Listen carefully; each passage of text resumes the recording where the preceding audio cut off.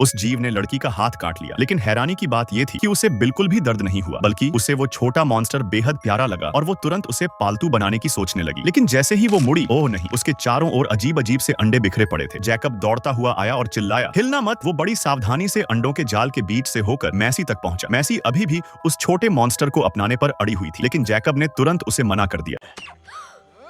उसने मैसी को गोद में उठाया और धीरे धीरे वापस जाने लगा, रास्ते में उसे डांटते हुए। लेकिन तभी उसका पैर एक अंडे पर पड़ गया। वो तुरंत पीछे हटा, लेकिन नीचे और अंडे थे और सब में से टूटने की आवाज आने लगी। अचानक चारों ओर के अंडे फूटने लगे। एक के बाद एक छोटे पीले मॉन्स्टर्स निकलने लगे, जो ची ची करते हुए उनकी तरफ लड़खड़ाते हुए बढ़ रहे थे। जैकब घबरा गया। वो और मैसी तेजी से भागे, समुद्र तट की ओर दौड़े, लेकिन थोड़ी ही देर में वे पूरी तरह से घिर चुके थे। लेकिन सौभाग्य से वो बच्चे खतरनाक नहीं थे। उन्हें लगा कि मैसी और जैकब ही उनके मम्मी पापा हैं। उसी पल कहानी ने करवट ली। उनकी असली मॉम आ पहुंची। एक पल की भी देरी किए बिना मैसी और जैकब नाव की तरफ भागे और उसे पानी की ओर धकेलने लगे। जैसे ही बड़ा मॉन्स्टर पास आने लगा, मैसी ने जैकब की पीठ से चिपके हुए बच्चे को पकड़कर उसकी मां की ओर फेंक दिया। वो रुक गई। उन्हें लगा कि अब सब ठीक है, लेकिन तभी कुछ विशालकाय उनकी नाव पर टूट पड़ा। एक बहुत बड़ा केकड़े का पंजा ऊपर से आया, मुंह पूरा खोलकर उन्हें निगलने ही वाला था। लेकिन तभी लहरों को चीरती हुई एक चमकती हुई लाल सींग आई। रेड ब्लस्टर आ चुका था। समुद्री केकड़ा एक पल के लिए ठिठका। जैकब किसी तरह निकल पाया और दोनों विशाल मॉन्स्टर्स भिड़ने ही वाले थे। रेड ब्लस्टर ने पहला वार किया। केकड़ा झटपट बचा और चट्टानों पर चढ़कर ऊपर से वार करने की कोशिश की। रेड ब्लस्टर दर्द से चिल्लाया। यह देखकर मैसी आगे बढ़ी और केकड़े की आंखों पर हमला किया, जिससे रेड ब्लस्टर को मौका मिला। लेकिन कब ने देखा,